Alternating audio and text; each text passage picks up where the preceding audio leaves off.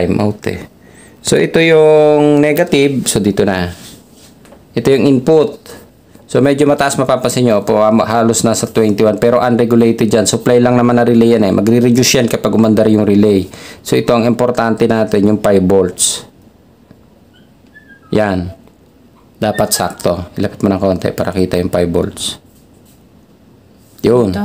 Okay. So ito, gumamit tayo ng 7805. So kung titingnan nyo yung diagram, balikan nyo ulit yung diagram para mas madali nyo makuha. Sabihin nyo ng paulit-ulit, pero paulit-ulit talaga eh. 220. Okay. So input, 12 volts, dumaan ang diode, dumaan ang capacitor, pumunta sa 7805. So yun lang naman ang ginawa ko, di ba? Simple. Ulitin mo nga ulit. Okay. 220, 12 volts, diode, capacitor, pumunta sa 7805 para magkaroon tayo ng 5 volts at saka isang 12 volts. Ang tawag sa'yo? Makulit.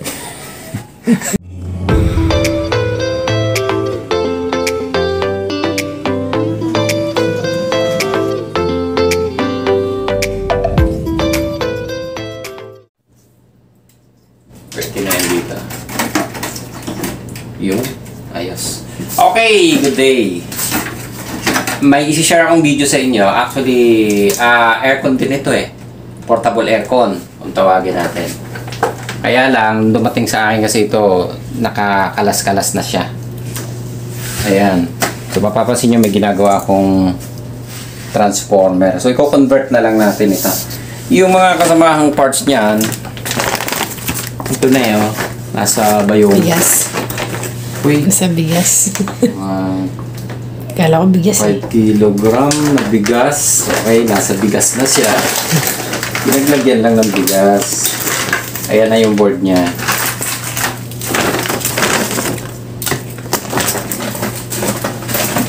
Ito kasama. Tornilyo na lang. Ayan, okay. So yung board, ito yung board niya, nakalagay yan dito. Napapansin nyo, may nakalagay ng nakalawit na kung ano-ano na. So, ang nakalagay dyan dati, relay. Tanggalin muna natin.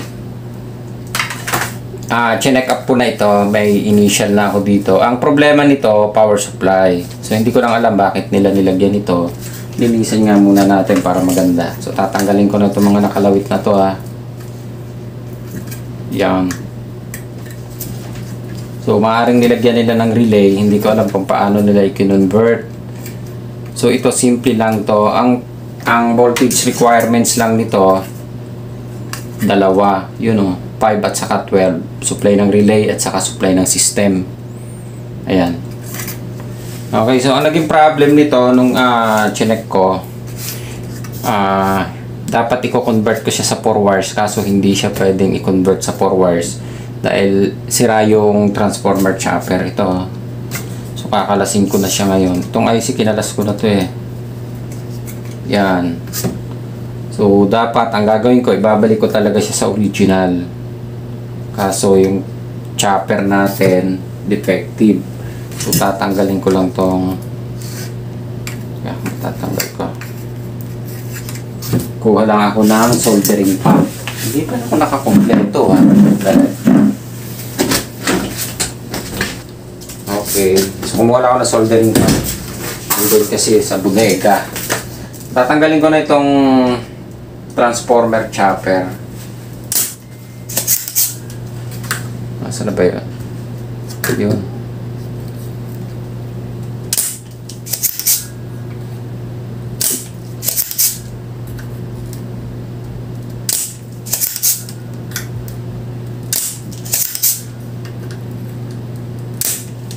Okay.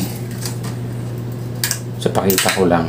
Ang naging problem ng chopper natin, nag-open yung dalawang paa ng input ng power supply. Ito. Yan, open oh. Wala. Yung dalawa meron eh. Yun oh. Ito nag-open. So hindi naman siya basta madudukot dito or may ihihinang. So talagang kailangan palitan natin ito. Hindi rin naman siya nare-rewind. So meron naman tayong solusyon na pwede. Ayan. Tulad yan, tinanggal ko na yung regulator, tinanggal ko na yung chopper. Ang gagawin natin, teka, kukuha ko ng pentel pen para ma-drawing natin ng maganda-ganda. Kaso natakpan yung aking whiteboard. Yan, dito tayo. So, simple lang yung gagawin natin. Kung nakita nyo may transformer akong hawak, madali lang to eh. Para lang masundan nyo, napakasimple. 1, 2, transformer. Yan. Okay. So, ito ay 220 input. In. So, ito dapat ay 12 out. So, maglalagay lang tayo ng diode. Okay? Drawingin na lang natin ang buo yung diode. AC. AC. Itong dalawa. Positive, negative. So, ganyan na nalalagay nating diode, ha. Then, yung dulo, capacitor. O, yun. Ganun lang kasimple. Ito yung positive. So, ganyan na gagawin natin. Ito yung transformer. Gagamit lang tayo ng diode saka isang capacitor. So, yung capacitor ang gagamitin natin ay may niready na ako rito eh. Okay, 1,000 by 25 volts. Okay, 1,000 by 25 volts. So, yun lang gagamitin natin. Then, gagamit na lang ako ng 7805. Yun. So, ito yung 12 volts input. Magiging 5 volts output. So, madali naman ang connection yan. So, ito, i-connect mo lang doon. Yun. Tapos, yung negative, di connect mo yan doon. O, diba? May ganyan ka na. So, may 5 volts ka na. Kompleto na. Meron ka ng 12. Meron ka ng 5. O, yun. So, yun lang gagawin natin. Simple lang, diba? Pero mahirap sundan, diba? Pag hindi natin alam yung simple power supply. Madali lang yan. Sabi nga na iba, basic. Basic na basic lang naman yung tinuturo ko. Eh, basic, hindi naman masundan. Okay? Madali lang. Ayan. So, sundan nyo na lang, ha? Ulitin nyo. Input to 20. Dapat yung transformer mag-out ng 12 volts. AC pa rin yan, ha? Tapos, dadaan ng diode, capacitor, pupunta sa 7805. Okay. Yan. Your paper. Tapos na. Okay, so nakakalas din yung relay. Nakita ko pa yung relay. Buo pa naman itong relay na ito. Babalik na lang natin. Yung, pwede.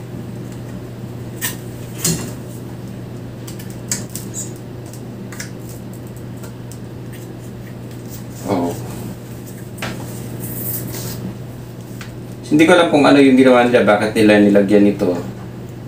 So, nung check namin, power supply pala ang problema. Ayan, so binalik ko lang yung relay.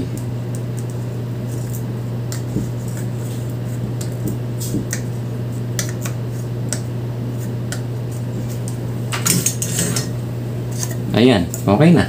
Kabalik na yung relay. So, dito sa kabila, meron na siyang diode. So, yung diode niya is ito yung 220 diode natin para doon sa regulator. Papunta yun dito eh. So, tinanggal ko na yung chopper, tinanggal ko na yung ito. So, natitira yung diode. So, doon sa drawing natin, layo ko. Pwede pala din eh. Sige, nahulog. Laglag. Ayan o. Doon sa drawing natin, ito yung diode. Positive, negative, AC input. So, dito sa diode ng board, hindi ko natatanggal itong diode eh. So, ito yung input, AC. Ito yung positive, negative output. Okay, ito positive, negative. Ito ang input pala, nasa taas ito AC input. Ito, positive and negative output. So, magiging DC siya. So, ang gagawin ko, tatanggalin ko na itong capacitor na ito. Pag binaligtad ko ito yan eh. Tatanggalin ko na yan. Tatanggalin ko na to. Tanggalin ko rin to. So, Matitira lang yung diode. Kasi kung mag-assemble tayo ng power supply, hindi natin may didikit sa board eh. So tanggalin na lang natin. Okay. So itong resistor, tanggalin na rin natin.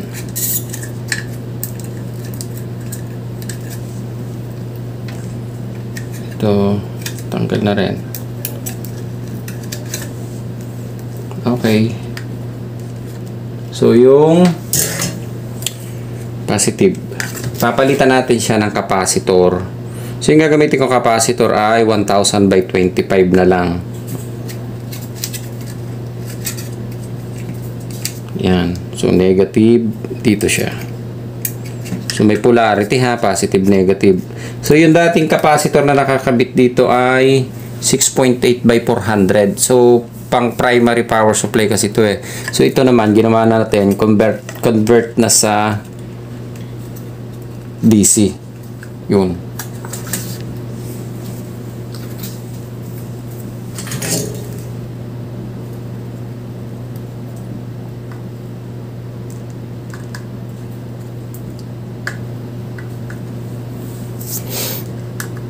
Okay.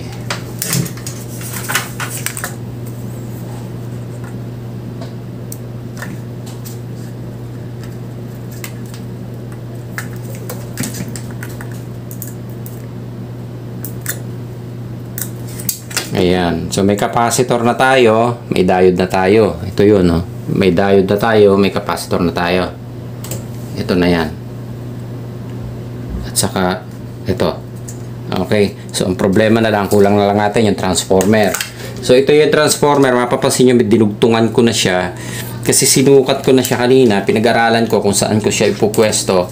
So dito ko siya nakita na magandang ipwesto sa ibabaw, then papunta siya doon. Yung original na wire niya medyo maigsi, hanggang dito lang, so nagdugtong ako. So ang AC input natin, itong kulay red, ito. So yung may kulay blue at saka red, ito yung output, ito ang input, in at saka out. Okay, so tingnan lang natin kung masusukat natin dito. So mga possible hanggang dito, yun. Okay, so puputulin na natin.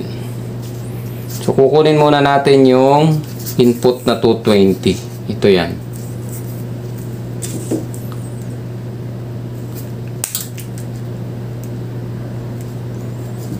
So itatap na lang natin siya.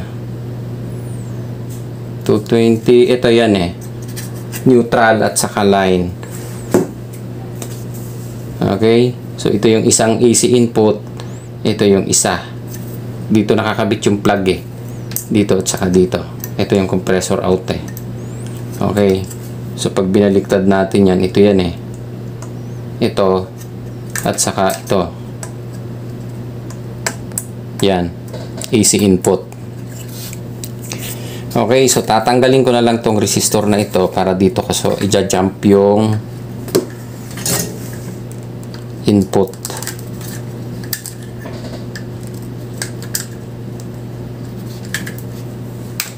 Yan.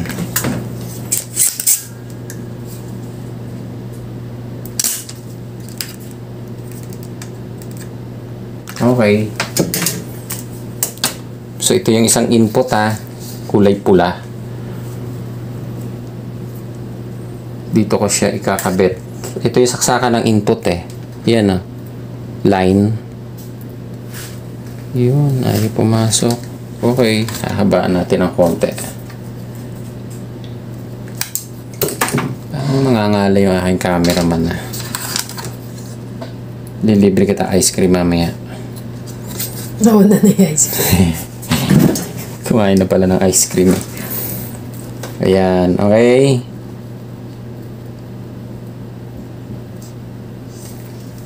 Ayan. So, nakabit natin yan ditong isa. So, syempre, kukunin natin yung isang output. Okay, malilito ha. Pinuto lang yan. Dito.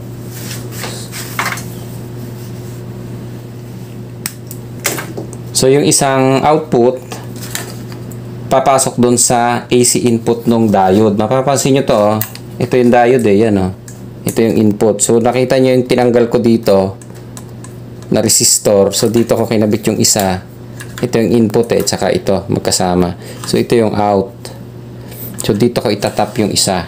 Ito yung may kulay blue. So ito yung out na eh.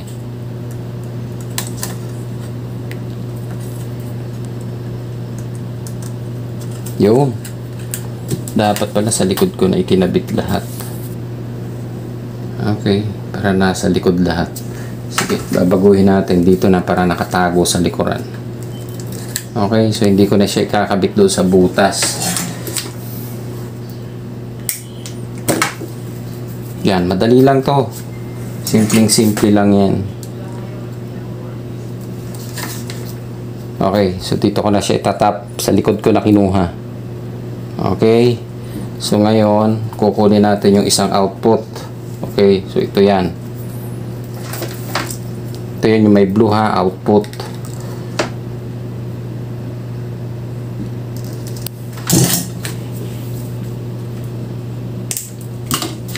Dito natin siya ikakabit. Yan, so medyo mahaba itong video na to. Hindi natin ikakat para makuha nyo. Okay, so nakuha na natin yung isang in at saka yung isang out. So ang problema na lang natin yung isang in at saka yung isang out. So yung isang in ay dumaan ng fuse. Ito may fuse siya. Itong kulay parang hindi naman siya red eh. Parang brown yan. Fuse yan eh. So hindi natin papatayin yung fuse. Ito. Pero sa secondary na natin siya ikakabit. Kasi ano lang to eh. 3.5. Okay. Okay. So pwede pala siyang sige, secondary natin ikakabit yan. Okay, so primary na lang. So ang gagawin na lang natin dito para makita nyo na mabuti. Ito yung fuse eh. Ito. Nandito sa portion na ito. Yan o. So pag binaliktad ko ito yan eh. Yan o. So hindi natin siya tatanggalin. So ito yung line. Dumaan ang fuse. Papasok do sa diode. Ito yan eh. Yun. So, hindi natin siya tatanggalin. Ang gagawin na lang natin, ikakat ko ito. Dito. Okay. Kukuha ko ng pangkat. Dali. Babalik ko. Ay, yung cutter ko. So, ito yung ikakat na lang natin to para maputol. Ito. Para hindi natin mapatay yung fuse. Habaan ko lang.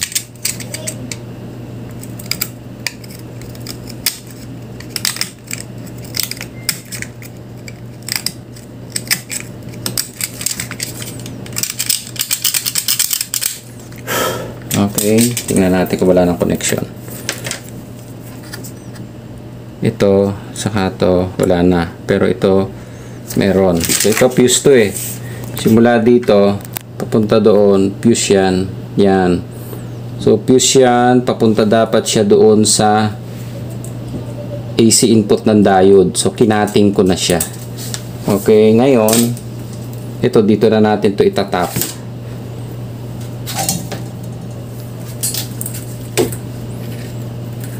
Teka.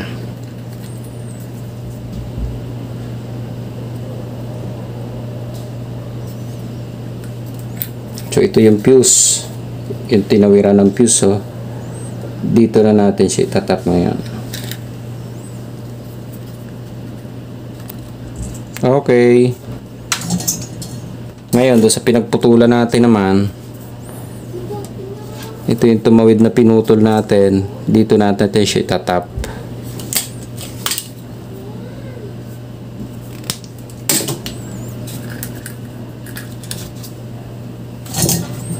Ilang minute na yung video. Mahaba ang video, no? Okay. So, mahaba yung video natin. Hindi natin kakat. Okay.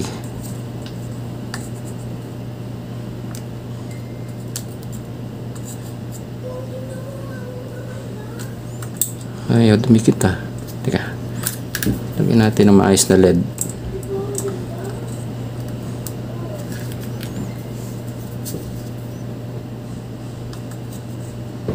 Okay. Ayan. So, kinat ko lang yon. Ito yung kulay blue na output. Ito yung input. Pag tiningnan yung dinrawing ko, yan lang yun. Oh. Diba ito yung 220. Ito yung output. So, na may pagitan lang siya. Ito yung transformer. So, ito na yan. Oh. Yung transformer. So, connected na siya. Ngayon, meron na tayong 12 volts dito. So, tingnan natin kung may 12 na talaga. So, ikakabit na lang natin to. Okay, easy input.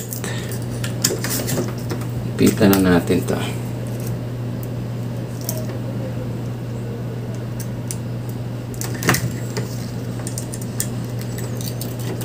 Yung ito pa.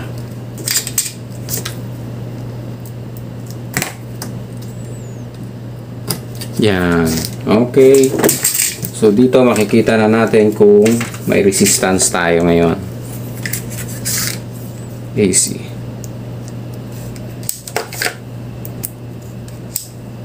Yun. Meron na. Ayan o. Okay. So, ibig sabihin, may papasok na tayo supply dito.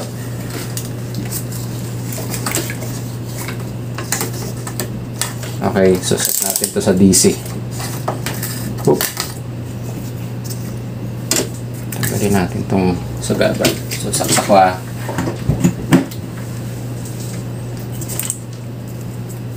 So, dapat magkakaroon na tayo ng 12 volts dito. Kasi yung positive, ito, positive. Ayan, meron na tayo. So, medyo mataas yung supply. Makakita nyo, mataas kasi unregulated siya. Pero ang relay naman, hindi naman siya nangangailangan ng requirements na regulated supply. So, importante magkaroon siya ng 12. So, 12 naman tong output nito. So, mataas lang siyang nakukuha natin dahil unregulated siya.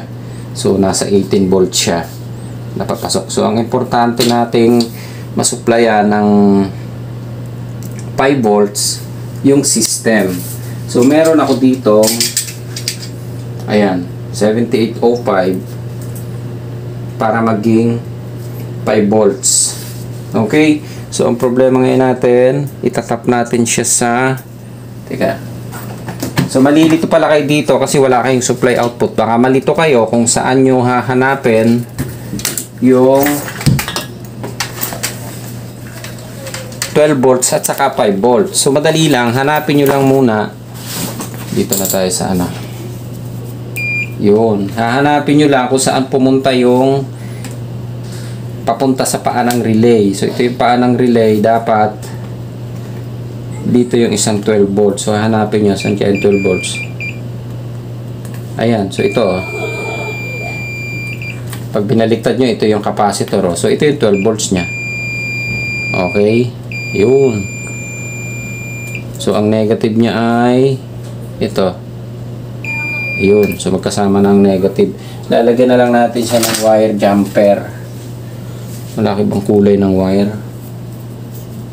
Ito na lang.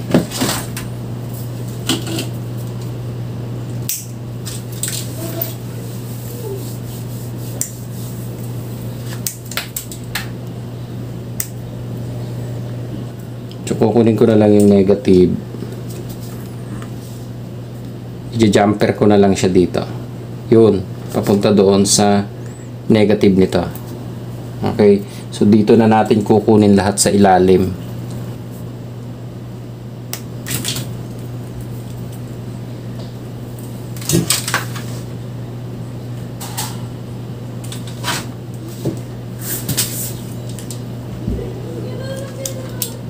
Negative, negative. Nasa na yun?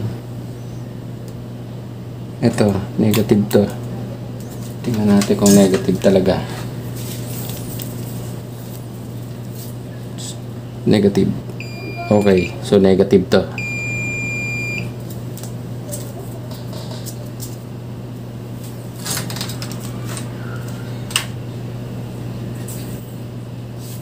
Tap natin yan dito.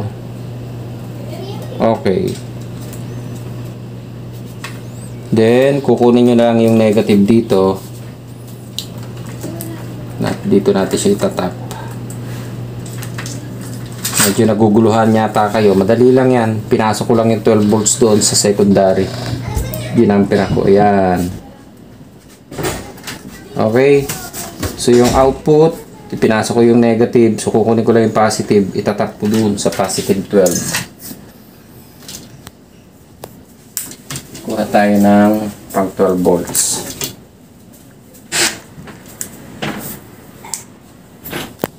So yung kulay yellow, gagawin nating positive.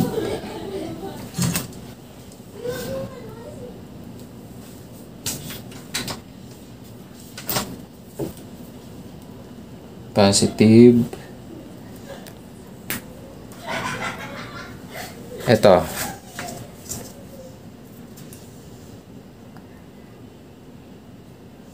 Okay. Tapos itatap natin siya doon.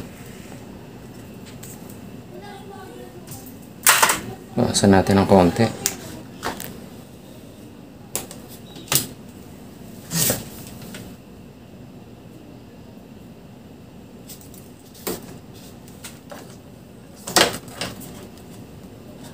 Ngalay ka na. Yun. May supply pa to ah. Okay. May charge yung capacitor. Nagkaroon ng spark. Okay. Double check natin. Positive. Papunta doon sa positive sa kabila. Negative. Papunta sa negative. So, ang problema ngayon natin ay positive yung 5 volts. Okay. Kakalasin ko na ito dito. So, mababa lang naman ang ampere ng requirements natin. So, pwede siyang naka-jump na lang dito. Ayan. Kinalas ko siya sa heatsink. So, from left to right. Ito ang input. Ground output. Okay. So, dito na natin siya itatap sa capacitor mismo. Yun. Abot na pala yun. So, ito yung positive. Okay. Ayos.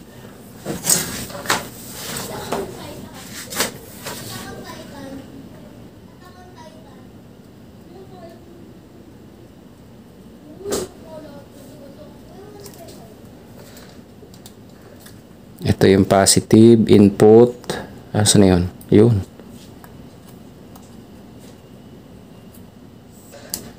Pangit ng hinang ko ah. Nadidiliman ka. Hindi naman. Pangit lang talaga. Yan. Masyado mataas kasi yung wattage ng soldering eh. Yun. Okay. Itong isa negative. Positive.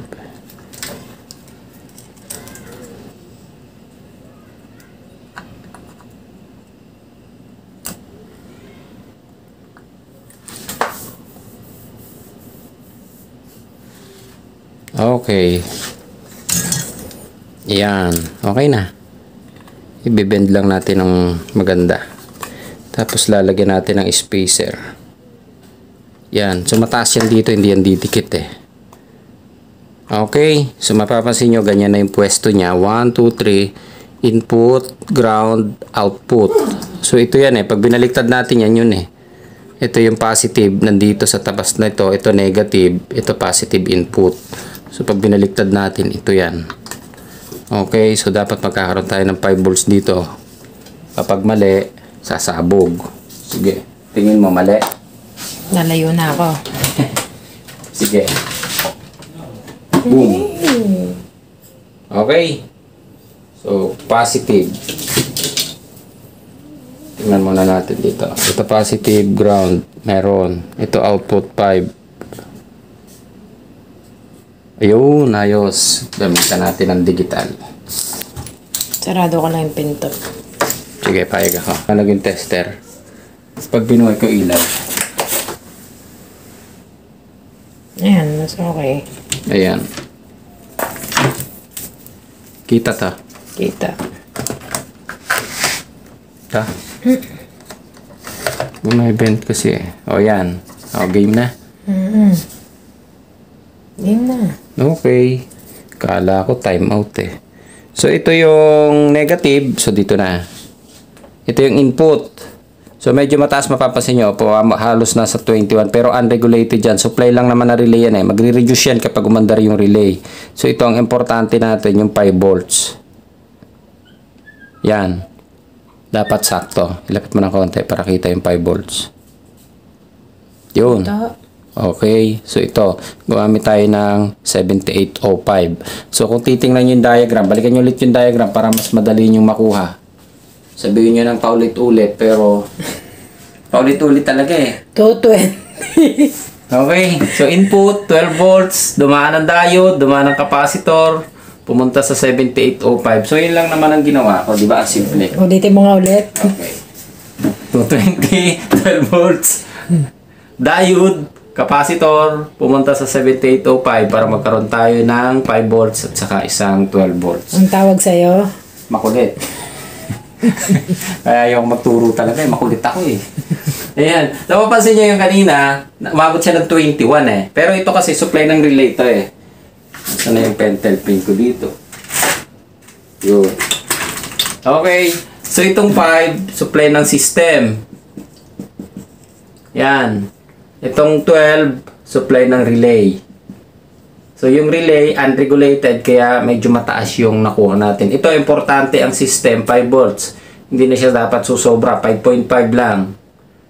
3.3 to 5.5, hindi na siya pwedeng sumobra kasi masisira ang system. Pero ang requirements talaga, 5 volts lang ang system. Yan, sa lahat yan ha. Sa lahat ng supply ng system, international na yan eh. Pangkalahatan, 5 volts lang. 3.3 to 5.5. Ayan. So, hindi siya susobra sa 6. Okay? So, masisira ang system kapag sumobra. Hanggang doon lang requirements voltage natin. Kung mo na yan, 5 volts. Relay, 12. So, unregulated naman ang kailangan lang dyan. So, okay na. Meron na tayong supply. Ikakabit na natin ngayon. Okay? Bubunutin ko muna. So, pansamantala, lalagyan ko lang ng spacer muna. Baka dumikit. Katulad ng ginagawa ko kanina. Tapos na, dumikit pa sa sensor. Yun. Magpapalit ulit ako ng isang universal board ulit. Hindi, wow. Di ba, di? Ako naman ang gagawa eh. Sino ba nalugi? Pansamantala lang to ha. Para lang maikabit natin. Okay? Huwag lang siyang dumikit. So, bukas ko na siya assemblein. Pabunot na. Ayan. Kailangan natin. Okay, kakabit ko na itong mga binaklas nila. 1. Tingnan natin kung aandar. 2. Saan na iba? Kompleto pa ba to? Ayan. Ito pan motor to.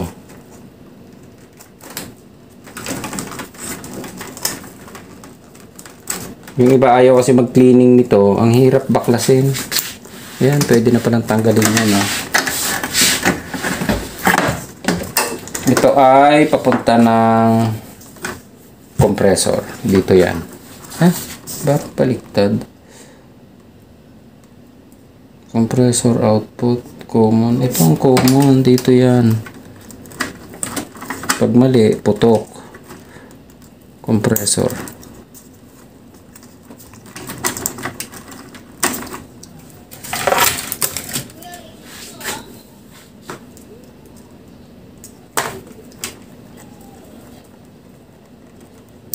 Yan. Ito yung binaklas nilang kakabit na rin natin. Sabi natin dito. Ang haba ng video, no? Ganun lang ginawa natin. Yan. So nakakalas na sila na magkabit nito. Dito to. Tapos yun. Dilaw. Yan. Okay na. Nakakabit na lahat. Ground, baka dumikit. Tanggalin natin. Ayan.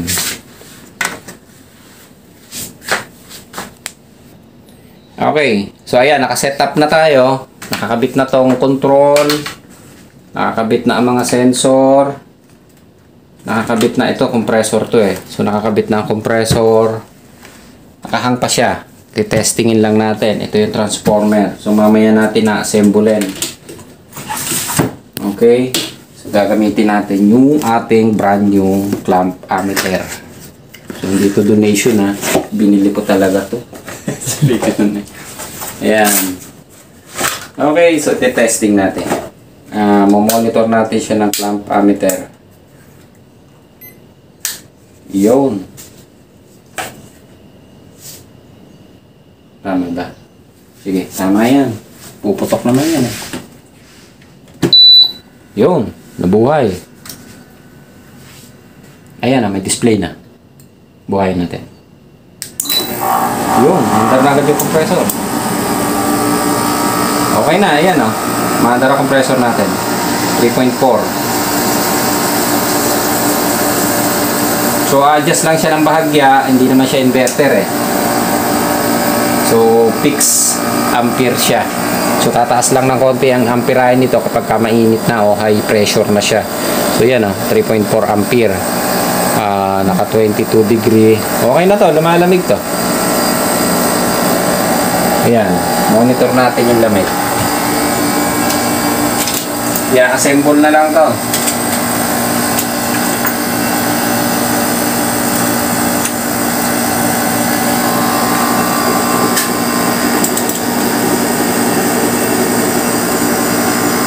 Ito yung out. Ayun, no? Oh, di ba? Lumalamig yung output. Yan. Malamig ang buga. Yung ampere natin ay, yan, umabot ng 3.9. So, hindi ko alam kung mga 1.5 HP yata to. Nasa 1.5 HP tong portable aircon na to. Yun. Oh, di ba? 16 degree na yung binubuga niya. Nalamig. 4.2 ampere. Okay. So, okay na tayo. Tapos na. I-off ko muna. Yan. So, paulit-ulit yung ginawa ko, no? Okay. Bunutin ko muna sa saksak. So, ang gagawin natin dito ngayon ay i-assemble. Pero pipix ko pa ito ng maayos. So, ikakabit ko siya dito. Ayan, okay na siya dito. Ayun, sakto naman. Okay, so iyan na yan.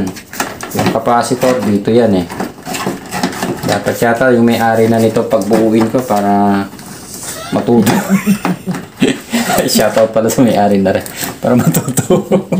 Okay. So, ito ngayon, kaya mapapansin nyo, hinabahan ko yung wire kasi dito ko nakita ang pinakamagandang pwesto sa ibabaw. O, ayan. Tapos, siyempre, liligpitin natin ng konti yung wire na nakaganyan. O, ayan. Diba? Ay, bahala na siya. Hindi ko alam. Wala yung mga tornilyo nito eh. Ito, dinagdagan ko na nga lang to ng tornilyo dahil sumasabit yung pan motor. Ayan, so ganyan na yung assemble niyan. Ipitin na lang natin, lalagyan ng tornilyo yan dito, tapos ito tornilyo yan dito. Ito sa taas to eh. Okay? O, ayos na. So, ganun lang kasimple. Diba, ang dali lang sana, makakapagpaandar tayo kung yung technician nito is naintindihan yung aking drawing, hindi na siya pupunta sa akin. Hindi na kami kikita ngayon. Wala na kaming trabaho. Ayan, so simple lang, di ba? Gumamit ako ng natawa rin ako sa sarili ko eh. Gumamit ako ng transformer na 220 na nag-out ng 12 volts, pupunta sa diode, pupunta sa capacitor, pupunta sa 7805. So ayan na, supply ng system, supply ng relay. Dalawa lang. O tapos na yung kaso, tapos na yung problema. Hindi na tumaan sa korte. Ayan, korte na. So dali lang, ano? Ayan. So, simpleng-simple. Mapapansin nyo, hindi na ako gumamit ng ibang tawag din eh. Hindi na ako gumamit ng ibang diode. So, ang ginamit kong diode na nakakabit, yung sa kanya natin original. So, itinap ko lang dito sa likod. Ayan. So, medyo masagwa pa itsura ng konti. Pero, maayos natin to. Ayan. Tapos, ito lang yung ginamper ko na, ay tinap ko na 7805. So, ganyan na yan. Lalagyan ko lang na spacer dito. Okay. So, ayan na. Ayos na tayo. Ito, okay na rin. Siya nang bahala mag-assemble nito para kahit pa paano maka-experience siya ng pag-i-screw nito. Ano, nabaklas niya eh. Pero hindi niya maibalik. Yun ang naging problema. Ayos. si baklas tapos hindi may balik. So okay na. Okay. So ilalapat na natin ito dito. Sabi ko nga sa inyo, hindi ko na itututornilyuhan. Ito dito, babalik lang natin. Ayan, ganyan na yan. Okay na. Transformer, bahala na rin siyang magtornilyo dito. Para kahit pagtutornilyo, matutunan. Ano? Natanggal niya hindi siya bahala magbalik. Ano? Hindi, okay lang. So, para lang ma-experience din niya, may paliwanag ko rin sa kanya. Pagka kinuha niya. So, siya na bahalang mag-assemble nito. Ano? Para makita din niya. May sinop niya. Siya na magsisinop nito. Dapat maikabit niya ng maayos yan dito.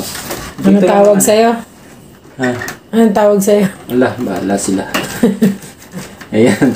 So, dito ikakabit siya para medyo malinis naman. Ano, ayan. Ganyan lang naman yan. Lalagyan lang cable tie. Okay na. Ayos na tayo. Okay.